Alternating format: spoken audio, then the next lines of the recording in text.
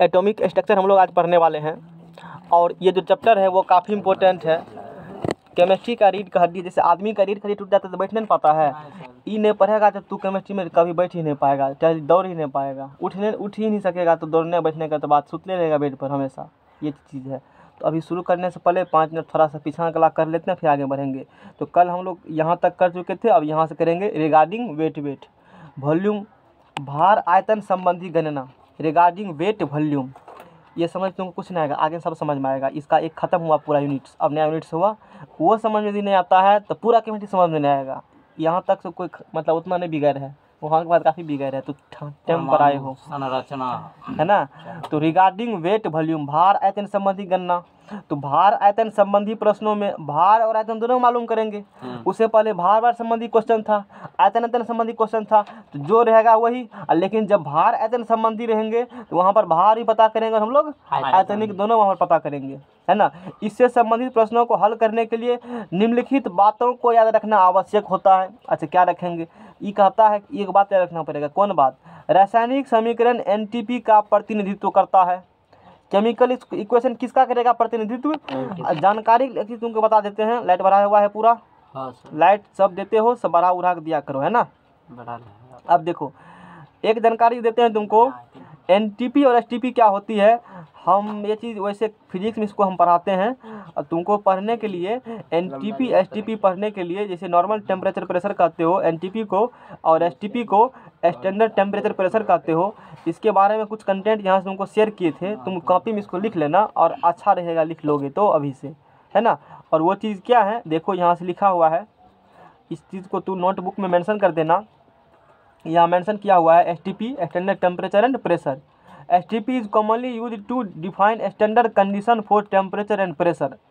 STP जो है नाम में लिखा है स्टैंडर्ड टेम्परेचर एंड प्रेशर, ये एक स्टैंडर्ड टेम्परेचर एंड प्रेशर को डिफाइन करता है, एक कंडीशन को, which is important for measurement and documentation of chemical and physical process। कोई भी तुम मेजरमेंट करते हो, फिजिकल करो या केमिकल करो, वहाँ पर इसका इस्तेमाल किया जाता है। और इसके बारे में लिखा हुआ एसटीपी, फुल फॉर्म लिखा हुआ है, इज डिफाइंड बाय आईयूपीएसी। पता होगा क्या है, काका है केमिस्ट्री का, समझ में आ गया ना। ये क्या डिफाइन किया गया है? As air at 0 degree Celsius. Standard जो डिफाइन किया टेम्परेचर, वो डिफाइन किया है 0 डिग्री सेल्सियस, और 0 डिग्री सेल्सियस इक्विवेलेंट्स होते हैं 273.15 केल्विन के, और उसी में कन्वर्ट करेगा तो 32 डिग्री फ़ारेनहाइट। अब याद कर लो, बाद में बताएंगे। और दिन भर आज कम दे रहा ना, तो कोई भी व्यर्थ नहीं जाता है, कहेगा कैसे कैसे कहेंगे, फिजिक्स में बताएंगे, अब याद कर लो, समझ में आ गया ना। और स्टैंडर्ड प्रेशर होता है 10⁵ पास्कल, जिसे एक बार कहते हैं, यानी एक बार 10⁵ पास्कल होगा। और ये एसटीपी का हो गया, और यहाँ भी एसटीपी के बारे में ही बताया गया है। और ये यूएसए सिस्टम है, लेकिन हम लोग किसको मान देंगे? यूपीएससी वाला को। इसको हम लोग नहीं पढ़ते हैं, ये यूएसए वाला पढ़ेगा, इसको तुम मत ध्यान देना, तुम्हारे काम ये नहीं है, एकदम तुम्हारा ये आएगा। बात समझ में आ गया ना। अब देखो ये हो गया, और नहीं रहता सर हमको क्या पढ़ना है? आईयूपीएसी, यूएसए वाला हमको नहीं पढ़ना है, यूनाइटेड स्टेट अमेरिका हो गया, ठीक है ना। अपना अपना कंट्री सबका कुछ अलग अलग ले लेते हैं वो लोग, छोड़ो। अब देखो आईयूपीएसी ने डिफाइन किया है, और ये काफ़ी इंपॉर्टेंट है, पॉलिटेक्निक इंट्रेंस क्वेश्चन आने का चांस बनता है, ये जो मैं बता रहा हूँ, इसलिए इसकी इंटरेस्टिव कर देते इसको। आईयूपीएसी डिफिनेशन ऑफ एसटीपी 2, है ना, STP 2 273.15 kelvin and 1 atmospheric pressure और इतना। आईयूपीएसी ने डिफाइन किया है कि 1 एटमॉस्फेरिक प्रेशर कितना पास्कल होगा? इतना पास्कल होगा, जो लिखा है उतने पास्कल होगा। ये बीच में गुना होगा, नहीं लिखा है 1.01325 गुना 10⁵ पास्कल। ये मान लो ऐसा कुछ होता है, क्या कैसे समझने के बाद हम लोग फिजिक्स में करेंगे। एक सुनार है किताब पढ़ के, हाँ नंबर पूछ सकता है, याद कर सकते हो तो कर लो, बाद में समझना उसको तो क्या है नहीं है, समझ में आ गया ना। और यहाँ से फिर देखो 1 पास्कल बराबर अलग अलग यूनिट में लिखे हुए हैं, और ये भी काफ़ी पूछता है। 1 पास्कल इतना होता है, इतना बोलो, इतना बोलो, इतना बोलो, इतना बोलो, इतना बोलो, समझ में आ गया ना। ये चीज़ ज़रूरी है, ये चीज़ समझा दिया है हमने। अब देखो तुमको अभी नहीं आएगा, तुम जब बोलेंगे तब, इसलिए टेंशन मत लो। जुटो करना समझ में नहीं आ रहा है, गए समझ में ना आ रहा है। और यहाँ भी लिखा हुआ, वैसे देखो यहाँ से कंडीशन यूज्ड इन केमिस्ट्री लिखा है ना, एसटीपी एनटीपी के बारे में। एसटीपी कंडीशन टेम्परेचर, एसटीपी में कितना होता है टेम्परेचर? 0 डिग्री सेल्सियस या 273 केल्विन, मिथान लिखा हुआ, उसी को मतलब अच्छा से। प्रेशर कितना होता है? 1 एटमॉस्फेयर या इतना पास्कल, है ना। अब मोलर वॉल्यूम कितना होता है? 22.4 लीटर, ये हो गया। फिर एनटीपी के बारे में लिखा हुआ है यहाँ पर, normal temperature and pressure, temperature इतना लिखा है, प्रेशर इतना लिखा है, मोलर वॉल्यूम इतना लिखा है। तो ये हो गया एनटीपी के बारे में। आगे बात करते हैं हम लोग। तो वहीं पर यहाँ पर ये कह रहा है कि रासायनिक समीकरण जो है, केमिकल इक्वेशन जो है वो किसका करेगा प्रतिनिधित्व, एनटीपी करेगा प्रतिनिधित्व। और एनटीपी पर 1 मोल गैस का आयतन कहते हैं 52 लीटर, पता है ना। ये सब बात हम लोग कर चुके हैं। अब देखो न्यूमेरिकल कैसे करेंगे। सबसे पहले क्वेश्चन पढ़ेंगे, उसके अनुसार क्या बनाएंगे हम लोग, केमिकल इक्वेशन, है ना। और वो केमिकल इक्वेशन किसका प्रतिनिधित्व करेगा, एनटीपी का। यानी कि 1 मोल गैस का आयतन एनटीपी कितना होता है, 52 लीटर। सुनो क्वेश्चन। तो 25 ग्राम चूना पत्थर की प्रतिक्रिया हाइड्रोक्लोरिक अम्ल से कराएंगे, CaCO3 जिसे कहते हो। कितना ग्राम है, 25 ग्राम चूना पत्थर की प्रतिक्रिया। झारखंड गए, ठीक है, उधर देख रहा था ना, चुरा लिए जेबी में 25 ग्राम चूना पत्थर धर लिए। अपना स्टेट आ गए और क्या किया, उसकी प्रतिक्रिया किससे कराया है, हाइड्रोक्लोरिक अम्ल से। कराने पर कितना कैल्शियम क्लोराइड और जल प्राप्त होगा। एनटीपी पर मुक्त CO2 गैस का आयतन निकालें। क्वेश्चन हो गया ये। CaCO3 है, उसकी प्रतिक्रिया किससे कराना है, रिएक्शन लिखने के आना चाहिए तुमको कि CaCO3 किससे करेगा रिएक्शन, HCl से। तो क्या बनाएगा, CaCl2 फॉर्म 10वां। रिएक्शन का बैलेंस कर लेना। अब ये निकालो, कैल्शियम होता है 40, कार्बन होता है 12 और इसका ऑक्सीजन का 16, तो वो सबको जोड़ेगा तो निकलेगा 100 ग्राम। कितना ग्राम निकलेगा, क्या हुआ, समझ में आ रहा है, फॉर्म 10वां से, है ना। कितना ग्राम निकलेगा, 100 ग्राम। इसका फिर उसे निकालेगा 110 ग्राम निकलेगा। ये निकाला 18 ग्राम, तो कर ही चुके हैं। और क्या बनेगा, कार्बन डाइऑक्साइड गैस। एनटीपी पर कौन गैस मुक्त हो रहा है, CO2। तो 1 मोल गैस का आयतन कितना होगा, 52 लीटर होगा ना। अभी पढ़ा है यहाँ पर, एक लिखा ले तो कुछ नहीं, एक लिखा, 1 मोल गैस का आयतन एनटीपी 52 लीटर, अच्छी बात है। अब देखो 100 ग्राम CaCO3 की प्रतिक्रिया कराया HCl से, 100 ग्राम चूना पत्थर प्रतिक्रिया कराया HCl से, तो कितना ग्राम CaCl2 मिला है, 110 ग्राम। इसीलिए 1 ग्राम के लिए कितना, 110/100, इसीलिए 25 ग्राम के लिए निकल गया। समझ गया ना। है क्वेश्चन में कुछ हो, देखो तुम कोर्स सीरियली पढ़ो ना, तुमको कहीं कोई दिक्कत ना होगा समझने में। जिसका दिक्कत उसको जो उछल कूद करेगा, क्या करेगा, एब्सेंट रहेगा, उछल कूद करेगा, सिलेबस कंप्लीट नहीं किया है। हमने तुमको 10th पढ़ाया है और उस बेसिस पर आगे काम कर लिया। यहाँ से 10वां का बात था, ये इंटर में सिखाया है, समझ। फिर 12th जाएगा तो तुम नन्वे करते हो, आगे करते हैं हम लोग, बात भी सही है। PDF में पूरा भेजा हुआ है, टोटल लाइन बाय लाइन भेजा हुआ है, NCERT का लाइन बाय न्यूमेरिकल, समझ में आएगा ना। बिंदा भी छोड़ा हुआ नहीं है, एक्स्ट्रा ही है। अब देखो अगेन देखो, 100 ग्राम CaCO3 की प्रतिक्रिया HCl से कराने पर 18 ग्राम जल प्राप्त होता है। क्वेश्चन में नहीं कहा है, क्वेश्चन में सिर्फ कहा है, अच्छा इस बारे में कहा है। तो ये तू समझ गया कि 25 ग्राम चूना पत्थर की प्रतिक्रिया करेंगे हाइड्रोक्लोरिक एसिड से, HCl से, इसे नमक अम्ल भी कहते हो। HCl का नाम नमक अम्ल है, हाइड्रोक्लोरिक एसिड है, हाइड्रोजन क्लोराइड है, तीनों नाम होते, मैंने 10वां में चीज को पढ़ाया हुआ है। इसे जब कराएंगे तो कितना ग्राम मिलेगा, CaCl2 17.5 ग्राम। और क्या पूछा है साथ में, जलों का तो कितना मिलेगा, कहेंगे रुको चलो बता देते हैं कितना ग्राम जल मिलेगा CaCl2 जब कराएंगे तुम लोग। तो 100 ग्राम से इसके प्रतिक्रिया कराते हो किससे, HCl से, तो कितना ग्राम जल मिलता है, कहाँ है, देखो रिएक्शन में 100 ग्राम प्रतिक्रिया कराया HCl से, 18 ग्राम पानी मिला है, पानी मिला, ठीक है। तो 100 के लिए 18, तो 1 के लिए 18/100, इसीलिए कितना के लिए निकल गया। यानी कि 100 ग्राम कराएगा प्रतिक्रिया CaCO3 का HCl से, तो कितना ग्राम मिलेगा, 4.5, 25 ग्राम के लिए इतना मिलेगा। 100 ग्राम के लिए इतना हुआ ना, 25 ग्राम के लिए इतना होगा। ये समझ गया, कोई दिक्कत नहीं सर। और क्वेश्चन में कहा है एगो, एनटीपी पर मुक्त CO2 गैस का आयतन निकालिए। एनटीपी पर मुक्त CO2 गैस का आयतन, तो एनटीपी पर 1 मोल गैस का आयतन 52 लीटर होता है। यहाँ देखो, चूंकि 100 ग्राम इसकी प्रतिक्रिया कराए हो इससे, तो कितना ग्राम मिलेगा, CO2 52 लीटर। 100 ग्राम के लिए इतना, 1 के लिए इतना बटा 100, इसीलिए 25 के लिए गुना कर दिया 25 से, यानी कि 5.6 लीटर निकलेगा कार्बन डाइऑक्साइड। बात समझ में आ? ठीक यही जो न्यूमेरिकल अभी सीखे हो, ठीक उसी प्रकार न्यूमेरिकल कहाँ भी है, प्रैक्टिस के लिए वो तुम्हारा काम है। अब थोड़ा सा कह देते हैं साइंटिफिक नोटेशन जो पहले से जानते हो, वैज्ञानिक संकेतन में कैसे होती है, समझ में आया कि नहीं आया, क्या बोले, कितना % आया, फुल % आ गया।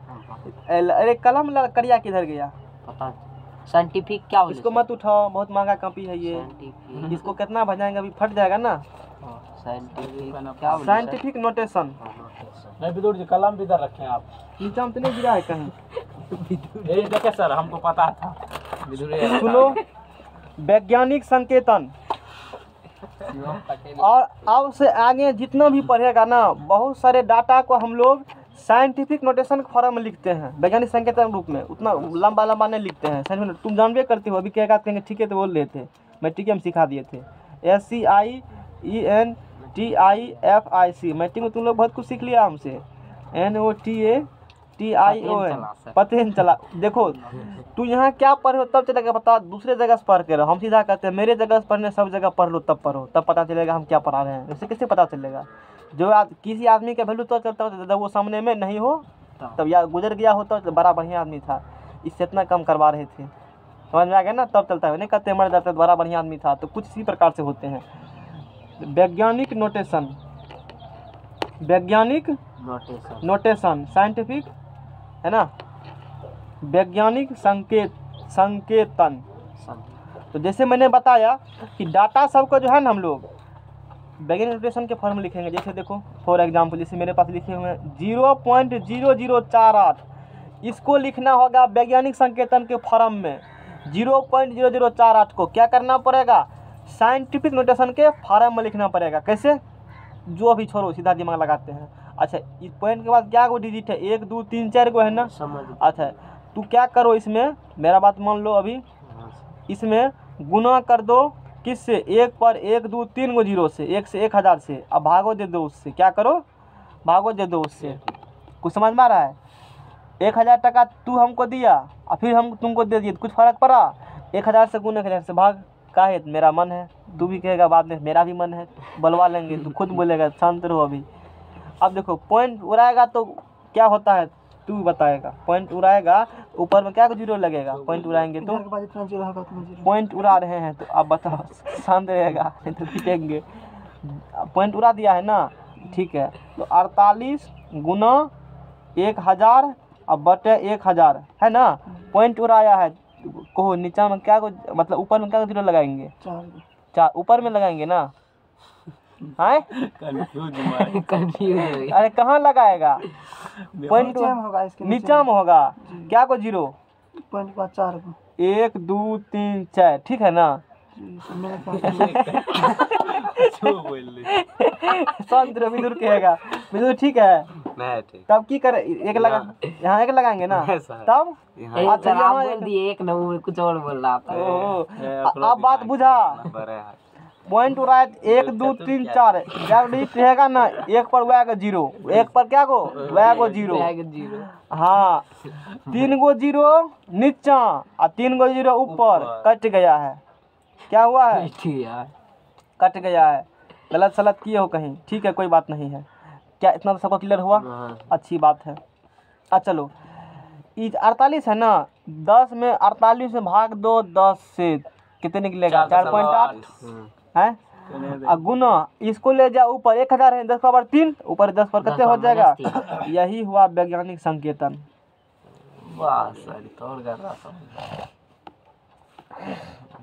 अभी ये किए हो ना, अब डायरेक्ट यहाँ से यहाँ उछल करेंगे। सर हाँ। 1000 बटा 1000 से गुणा करना पड़ेगा, सब मने करना पड़ेगा। तब समय को देखते हो क्या सर?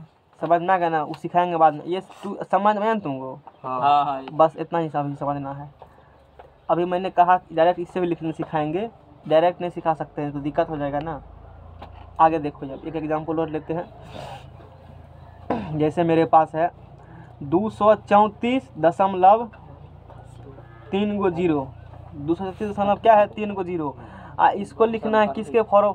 साइंटिफिक नोटेशन के फॉर्म में। साइंटिफिक नोटेशन के फॉर्म में लिखना है। तो अब देखो सर पॉइंट है ये। हाँ पॉइंट है, 3 जीरो है। तो 234.30 है ना। जी सर। इसको 100 से गुना कर 100 से भाग दे दो, मेरा मन है। 100 से गुना 100 क्या कर दिया? मान लो ऐसा करते हैं। अच्छा 100 से भाग देगा तो ये वो पॉइंट इधर, ये पॉइंट उठ कर कहाँ चला जाएगा? तब इधर आएगा उठ करके, 100 से भाग देगा। तो तुमको 100 से भाग देगा तो होगा ना 2.34 और 3 गो जीरो होगा ना जी। 100 से भाग क्या 100 बचा है ना, खबर 2 हो गया। अब बुझो साइंस नोटेशन क्या, अब समझ में आएगा। वैज्ञानिक संकेतन क्या होती है? रासायनिक गणना में अति सूक्ष्म राशियों को, जो बहुत छोटी राशि है, केमिकली गणना करेंगे हम लोग, तो अति सूक्ष्म राशियों को व्यक्त करने के लिए उसका वैज्ञानिक संकेतन किया जाता है ना। रासायनिक गणना में हम लोग क्या करते हैं, जो बहुत छोटी राशि रहेगा उसको व्यक्त करने के लिए उसका वैज्ञानिक संकेतन किया जाता है।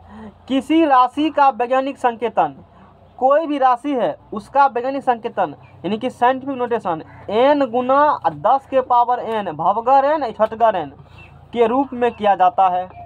इस फॉर्म में करेंगे n गुना वैज्ञानिक संकेतन किसी भी राशि का, वो हम लोग n गुना 10 के पावर n के रूप में करते हैं। इस रूप में क्या करेंगे? करेंगे। अब आगे देखो, ठीक है कर लेंगे। किया जाता जहाँ n का मान 1 से 10 के बीच हो सकता है, हेई n का मान भवगर n का मान 1 to 10 के बीच में हो सकता है। आगे देखते हैं स्टेप बाय स्टेप। हो सकता है जबकि n चर घातांक होता है, उसका मान मतलब प्लस भी और माइनस भी कुछ भी हो सकते हैं। समझ में आ गया ना। आगे देखते हैं, यदि दशमलव को बाईं ओर खिसकाया जाता है, कम वाली बात सबसे इम्पोर्टेंट, दशमलव किधर खिसकाएगा? बाईं ओर। दशमलव को, यदि दशमलव को बाईं ओर खिसकाएंगे, बाईं ओर, अरे लिखा है सही हमको नहीं पता, बाईं ओर खिसकाएंगे, अपना देख लेफ्ट लिखो सीधा, किधर खिसकाएंगे? लेफ्ट खिसका, वो दिक्कत है, कैसे लिखा जाता है? अब आगे क्या लिखे? अनुस्वार, उसके बाद एक है ए दीजिए ना सर, ए पर आंसर एक दीजिए ना। हाँ, उस पे आंसर दीजिए, इस का पे आंसर आंसर हटाइए। तू इसका इफ यहाँ पे आंसर दीजिए, If- रहने दो, लिखिए ना बाद में। पॉइंट को क्या करेंगे हम लोग? लेफ्ट साइड ले आएंगे, सीधा सीधी लेफ्ट साइड जब पॉइंट ले जाना होगा हमको क्या करना पड़ेगा? लेफ्ट साइड पॉइंट को लाना होगा। उस कंडीशन, यदि दशमलव को बाईं ओर खिसकाएंगे, उस कंडीशन में यदि दशमलव को बाईं ओर खिसकाया जाता है तो चर घातांक धनात्मक होगा। चर घातांक, अब हिंदी से थोड़ा दिक्कत हो जाता है ना, चर घातांक धनात्मक होगा। अब तुम लोग को जब पढ़ाना तभी तक हिंदी, और फिर यहाँ बंद करेंगे तो हिंदी से मुलाकात भी नहीं होगा। जब पढ़ाते हैं तभी हिंदी से बिहार बोर्ड वाला को, इंग्लिश CBSE या टेक्निकल तो हिंदी तो वहाँ चलता ही नहीं, इंग्लिश चलता है। तो चर घातांक धनात्मक होगा। दशमलव वो किधर घिसकाएगा? बायां। तो चर घातांक क्या होगा? प्लस में। उल्टा चलो, दाहिना तरफ का घातांक क्या होगा? माइनस। उसको नहीं लिखेंगे, एक को लिखो। जब भी कंफ्यूजन होगा, याद करने में तकलीफ है और हाँ करो, एगो रखो, दूसरा याद नहीं रखो, अपने याद होगा, उल्टा दो सीधा। अम्ल स्वाद में क्या होते हैं? और अम्ल नीला को लाल करेगा कि लाल को करेगा नीला? बेवकूफ़ तरह बात मत करो, चलो बताओ, कुछ भी कह देता है। अम्ल नीला लिटमस पत्र को लाल करता है या लाल लिटमस पत्र को नीला करता है? नीला करता है। अभी नहीं बताएंगे, कब बताएंगे? जब केमिस्ट्री शुरू होगा तो कहानी छोड़ो ना, भी कुछ भी तू कह देगा तो मान लेगा। इस चीज़ को हम लोग कब पढ़ेंगे? बाद में, 10वां में पढ़ाया जाता है। इंटर में बताएंगे, टेंशन नहीं लो। तो क्या ये समझ में आया? दशमलव किधर खिसकाएगा? बायां तरफ। तो चर घातांक क्या होगा? और उल्टा चलो, दाहिने तरफ खिसकाएगा तब क्या होगा? माइनस। समझ में आ रहा है ना? एक बार आजमा के देख लेते हैं। इसी को देखो, 0.0048, 0.0048। अच्छा, अभी तू क्या सीखा है? साइंटिफिक नोटेशन को, वैज्ञानिक संकेतन को n गुना 10, गलती बोला था स्तन लो, गलत सही गलत था तुम्हारा बोला कहा हुआ, सही कर लेना जा करके, सुने पता चला। है ना? इसको n गुना 10 के पावर n के फॉर्म में लिखा जाता है और n का मान 1 से कहाँ तक होगा? 10 तक। समझ में आ गया ना? अच्छा बताओ, ये 0.2048 है तो 48 गुना नहीं लिख सकते हैं? यानी कि दशमलव को कहाँ लेना पड़ेगा? इसके बीच में लाना पड़ेगा। दशमलव को किधर खिसका रहे हो? दाहिना कि बायां? दाहिना। अच्छा दाहिना। तो 4.8 क्या डिजिट खिसकाए हो? राम 2 3। तो 10 के पावर उतना माइनस माइनस गुना 10 के पावर -3। बोलो यही नहीं है ये? है। अब बुझा? अरे नहीं समझा? मैट्रिक सब में बड़ा दिक्कत होता है ये सब करने में, डायरेक्ट में लिखने में बड़ा तकलीफ होता है, इंटर में तकलीफ दूर कर देते हैं, समझ रहा ना। आगे चलो, इसी को देखो 234 इतना, इसका वैल्यू होंगे 1 से लेकर के 10 तक, तो 23.4 में नहीं कर सकते हो, 2 पॉइंट कहना पड़ेगा। दशमलव किधर खिसकाना होगा? बामा तरफ। 2.34, 3 गो 0। क्या डिजिट खिसकाए हो? 1 2, तो 10 पर क्या करेगा? 2 गो। बाया तरफ खिसकाए हो तो क्या होगा जी? प्लस। लिखो नहीं लिखो प्लस से रहता है, +2 लिखो या सिर्फ 2 लिखो, बात समझ में आ गया होगा ना। एगो और दीजिए एग्जाम्पल। जीरो जैसे हम हटा सकते हैं ना, ये जीरो रख नहीं हटाना तुमको है, केमिस्ट्री में नहीं हटाया जाता है, मैथ में हटा सकते हो। कि केमिस्ट्री में 0.00001 देखते हो ना, परमाणु का त्रिज्या कितना कम होता है, क्या हटाइए त्रिज्या कुछ मन में नहीं करिए, इसीलिए केमिस्ट्री में साइंटिफिक नोटेशन हम लोग यूज करते हैं उसके लिए, है ना। समझ में आ गया ना। हाँ इसीलिए केमिस्ट्री है मैथ में। अब देखो जैसे है 6.0012, 6 क्या है? यही न है 6.00, नहीं ई नहीं है, ये 0 है और ये 6 है, वहाँ तू फेयर में सही कर लेना, ये 0 और ये क्या निकलेंगे? 6 निकलेंगे, है ना। अब बोलो क्या करेंगे? अब यहाँ क्या लगा देंगे हम लोग? पॉइंट, तो 1 पॉइंट हो जाएंगे ना। क्या यहाँ लगाइए ना, अरे 12 हो जाएगा। देखो 10 अधिक हो जाएगा, 10 अधिक नहीं जाना है, इसलिए 1 का क्या लगा देंगे हम लोग? पॉइंट।